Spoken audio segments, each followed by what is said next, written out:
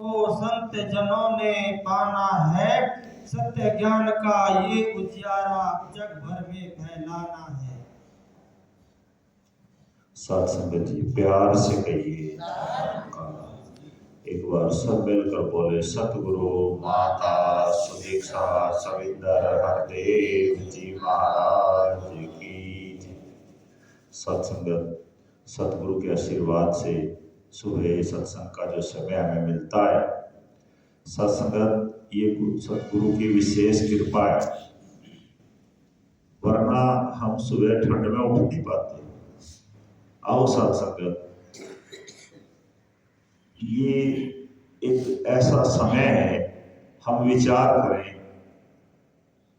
कि हमने ज्ञान क्यों लिया है और इसका हमें क्या क्या फायदा होने वाला है, इससे दुनिया को क्या क्या फायदा होने वाला है। ये श्लोक में संपूर्ण हरदेव वाणी के अंदर यही बात समझाने का महात्माओं ने प्रयास किया है।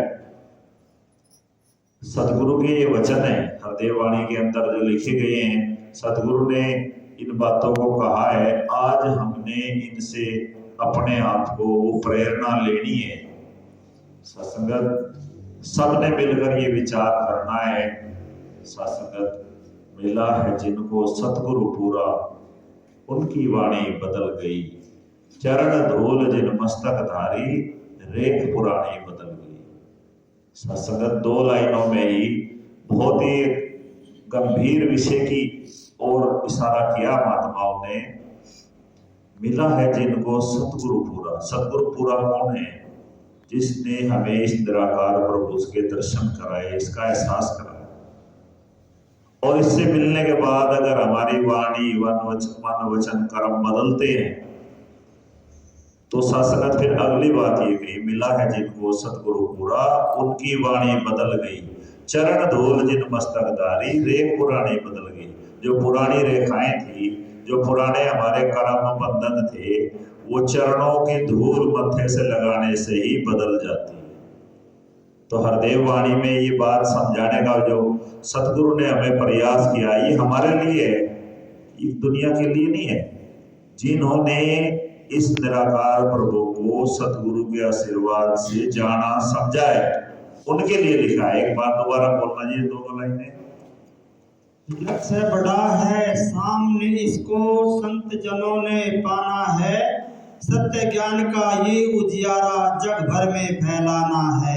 सत्संगत सतगुरु ने ब्रह्म ज्ञान देकर इतनी बड़ी जिम्मेदारी आप महात्माओं को दी है। इतना बड़ा ये एक मिशन कहते हैं उद्देश्य को।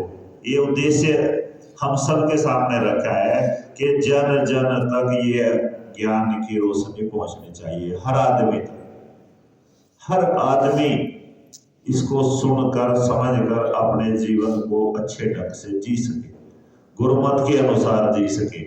आओ सत्संगत, और अगर ये गुरुमत हमारे जीवन में आती है तो सत्संगत फिर जीवन का रास्ता कुछ और बढ़ जाता है। फिर मन में ये कामना नहीं आती है, जैसे आगे बताया जी, छोटे छोटे दायरों में फंसकर न रह जाना है, काम बड़ा जो करना है तो दिल को बड़ा बनाना है। सत्संगत छोटी छोटी जो मानसिकता संकीर्णताएं हमारे अंदर पैदा हो गई है, अनेकों तरह की है, एक नहीं। उन सब दायरों को तोड़ना है। एक इस निराकार प्रभु के चरणों में बैठकर, ये निराकार विशाल है। सत्संग जब ज्ञान देते समय महात्मा समझाते हैं कि ये छत है, ये आसमान है, ये धरती है, ये सारे के बीच समाया है।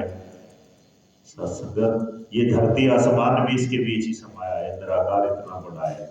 तो वो जो संकीर्ण दायरा, जो छोटी सोच बनी हुई है, मेरी आपके प्रति, आपकी किसी और के प्रति, किसी और के प्रति, वो सब दायरे सत्संगत जब तक हम नहीं तोड़ पाएंगे, जब तक हम गुरु भगत बनकर नहीं जी पाएंगे, सत्संगत ये कल्याण होने वाला नहीं है, ये रास्ता आगे बढ़ने वाला नहीं है।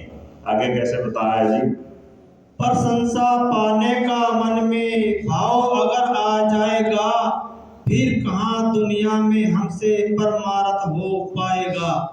सत्संगत बिल्कुल साफ लिखा है अगर हमारे मन में कहीं भी अपनी बड़ाई का मान का जरा सा भी वो है, जरा सा भी अहंकार है कि मैं यहाँ आता हूँ, तो सत्संग फिर परमार्थ फिर दूसरे की सेवा नहीं हो पाएगी।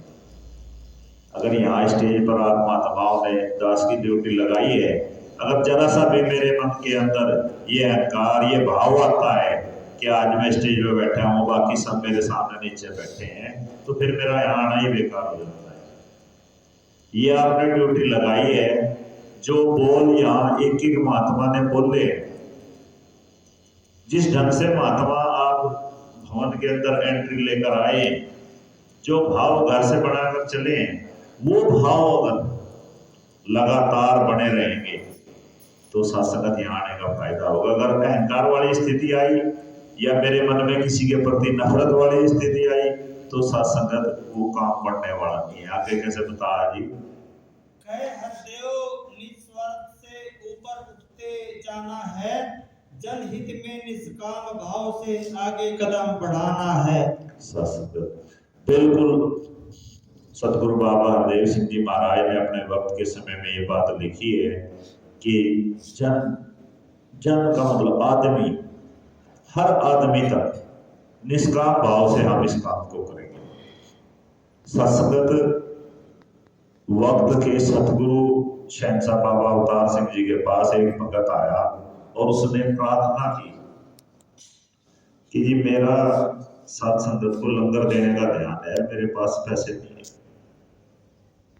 बहुत गहरी बात उस महात्मा ने कह दी कि लंगर भी संगत को, सारी संगत को मेरे ओर से लंगर होना चाहिए और पैसे मेरे पास नहीं है। तो शहंशाह जी ने पूछा कितने पैसे हैं? उसने बता दिया 54 58 1 रुपया मेरे पास है। उस टाइम ऐसे ही पैसे होते थे। तो शहंशाह बाबा अवतार सिंह जी महाराज ने देखो उसका कैसा एक निचोड़ निकाला है। उसको कह दिया एक नमक की थैली लिया और उसको लंगर में दे दे, उसको सब्जी में कह दिया डाल देंगे, आपका लंगर सारी संगत को प्रवान हो जाएगा। सत्संगत ये मेरे भाव की कदर रखता है। अगर मेरे अंदर गुरुमत का भाव पैदा होता है तो उसकी ये लाज रखता है। लेकिन सत्संगत कहीं ना कहीं अगर स्वार्थ का मन के अंदर आता है, अगर जन कल्याण की भावना मेरे अंदर से निकल जाती है, तो सत्संगत फिर उसका जिम्मेदार मैं होता हूँ, ये नहीं होता। ये चाहता है और इसने इतना बड़ा बीड़ा उठाया है कि पूरे संसार के हर मानव तक ये ज्ञान की जोत पहुंचनी चाहिए, तो उसने इसका तरीका भी निकाला है। अब एक आदमी हर जगह नहीं जा सकता, इसने अपने संत महात्माओं को अपनी स्टेज पर बिठा दिया। किसी ने दुनिया में किसी भी गुरु पीर पैगंबर ने अपने जीते जी अपने किसी भी परम मित्र प्यारे शिष्य को अपनी स्टेज पर नहीं बिठाया। सतगुरु वक्त के सतगुरु ने ये निकाला है कि हर गुरसिख प्रचारक है और ये मेरा प्रचार करेगा। इसका जिसने परम ज्ञान लिया है उसका जीवन प्रचार करेगा। मैं कोई भी काम करता हूँ, जहां भी काम करता हूँ, नौकरी करता हूँ, दुकान करता हूँ, खेती करता हूँ, मेरा व्यवहार दूसरे को प्रेरणा देगा कि ये निरंकारी सत बाबा जी का शिष्य है, ये निरंकारी मिशन के सत्संग में जाता है, इसने वहां से निराकार प्रभु को जाना है और इसके जीवन में ये परिवर्तन आया है, तो मुझे मुंह से बोलने की जरूरत नहीं रहेगी। वो प्रचार सत्संगत अस्थायी होता है। वो सूचना जो हम अपने कर्म के द्वारा देते हैं वो मैसेज अस्थायी होता है और उसी के कारण ये भक्ति की डोर बढ़ती चली जाती है। फिर कहते हैं वाकई भाई ये आदमी तो धन्य है ही, अच्छा है, इसका गुरु बहुत अच्छा है। और मेरे कर्म से कहीं ऐसा ना हो कि लोग उंगली इस गुरु की तरफ भी उठाने लगे। आओ सत्संगत हम सब मिलकर ये ऐसा प्रयास करें, इस निराकार प्रभु के चरणों में यही अरदास करें कि हमारा जीवन सतगुरु ने जो बताया है, बहन जी ने बताया है कि सुबह हरदेव वाणी पढ़ी तो मन के अंदर चोट लगती है। जैसे शांत पानी के तालाब में आप एक कंकर डालो तो लहरें उठ जाती हैं। जब भी आप हरदेव वाणी पढ़ोगे जब भी आप अवतार वाणी पढ़ोगे, जब भी महात्माओं के वचन सुनोगे, अब तो मोबाइल पर नेट का जमाना है, एक से एक महात्मा के विचारे पढ़ी हैं। सत्संगत 2 लाइनें उस महात्मा चन्नी फरीदाबादी ने बोली हैं। दूर देशों में वो बहुत दिन रहा है, बहुत मेहनत की, प्रचार किया है। उस महात्मा ने 2 लाइनें कही हैं, समझने में ही कई दिन लग गए कि हर ब्रह्म ज्ञानी भगत नहीं होता, हर ब्रह्म ज्ञानी भगत हो भी नहीं सकता। सत्संगत गुरु की स्टेज पर बैठकर एक महात्मा है, वहां खड़ा होकर कह रहा है, आओ सत्संगत हम अपने आप को टटोले, कहीं हम भी तो उसी लाइन में निकले जिसका वो महात्मा जिक्र कर रहा है। ब्रह्म ज्ञान लिया है, ब्रह्म ज्ञान लिया है सतगुरु से, और उसके बाद भी हम भगत नहीं बन पाए। तो सत्संगत कृपा करो, सतगुरु के चरणों में यही अरदास करो कि हे सतगुरु दीन दयाल, आप निराकार रूप में मेरी हर अरदास को सुनते हैं, मेरी हर अरदास को पूरी करते हैं। मेरे मन वचन कर्म से कोई ऐसी अरदास, कोई ऐसी भावना ना निकल जाए जिससे किसी का तिरस्कार हो, किसी का अहित हो। सबके भले की कामना करें, सबका भला करो भगवान, सबका सब विधि हो कल्याण, किसी को किसी चीज की कमी ना रहे, और खुशी देना इतनी कोई कमी ना रहे। और फिर अंत में सतगुरु माता जी के, सतगुरु बाबा गुरु वचन सिंह जी के अर्धांगिनी निरंकारी राजमाता जी अक्सर ये बात कहती थी, और हम भी कहा करें कि सुख सारी दुनिया के वादे मेरी झोली विच, फिर भी मिलाए रखा संता दी टोली विच। प्यार से कहना।